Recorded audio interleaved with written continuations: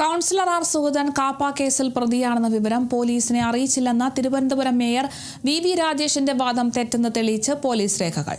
2023-ലും 2025-ലും കാപ്പ പ്രകാരം സുഗതനെതിരെ കുറ്റം ചുമത്തിയിരുന്നു. മൂന്നാം തവണയും കാപ്പ ചുമത്തി ഉത്തരവിറങ്ങിയത് കഴിഞ്ഞ ദിവസം അറസ്റ്റ് ചെയ്തതിന് തൊട്ടു തലേന്നാണ്. കാപ്പയടക്കം 7 കേസുകളിൽ പ്രതിയായിരിക്കെയാണ് വാഴോട്ടുകോണത്ത് സുഗതനെ BJP തെരഞ്ഞെടുപ്പിൽ സ്ഥാനാർത്ഥിയാക്കുന്നത്. വെള്ളക്കാട് ക്ഷേത്രോത്സവത്തിനിടെയുണ്ടായ വധശ്രമ കേസിൽ സുഗതന്റെ സഹോദരൻ സുന്ദരനെയും അറസ്റ്റ് ചെയ്യാനാണ് പോലീസിന്റെ നീക്കം. നിയമപരമായ നടപടിക്രമങ്ങൾ പാലിക്കാതെയും യാതൊരു രേഖകളില്ലാതെയുമാണ് സുഗതനെതിരെ കാപ്പ ചുമത്തിയതും അറസ്റ്റ് ചെയ്തതുമെന്നായിരുന്നു മേയർ വി രാജേഷ് ഇന്നലെ മാധ്യമങ്ങളോട് പറഞ്ഞത്. മേയറുടെ പ്രതികരണം കാണാം.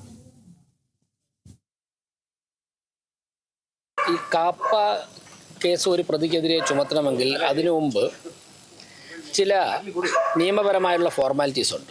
അത് കംപ്ലൈൻ്റ് ചെയ്യേണ്ടതായിട്ടുണ്ട്, അത് നടപ്പിലാക്കേണ്ടതായിട്ടുണ്ട്. എനിക്ക് ലഭ്യമായ വിവരങ്ങൾ അനുസരിച്ച് അത്തരത്തിലുള്ള ഒരു ഫോർമാലിറ്റിയും കംപ്ലൈൻ്റ് ചെയ്തില്ല.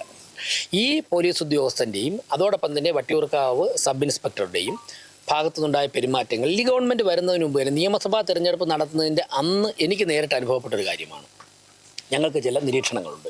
അത് ഞങ്ങൾ ബഹുമാനപ്പെട്ട DGPയെ നേരിട്ട് കണ്ട കാര്യം പറഞ്ഞിട്ടുണ്ട്. ഇദ്ദേഹത്തിന് നേരെ അന്ന് തന്നെ അന്വേഷണം ഉത്തരവിട്ട് ADGP അന്വേഷണവും നടത്തിയിട്ടുള്ളതാണ്. ഈ പോലീസ് ഉദ്യോഗസ്ഥരും ഈ തോക്കും വെടിയുണ്ടയൊക്കെ ആ ED റെയ്ഡ് ചെയ്യാൻ വന്നപ്പോഴേക്കും ഉണ്ടായിരുന്നെങ്കിലേ അവിടെ പാവപ്പെട്ട ED ഉദ്യോഗസ്ഥർ അടിയിട്ടാതെ പോയേനെ.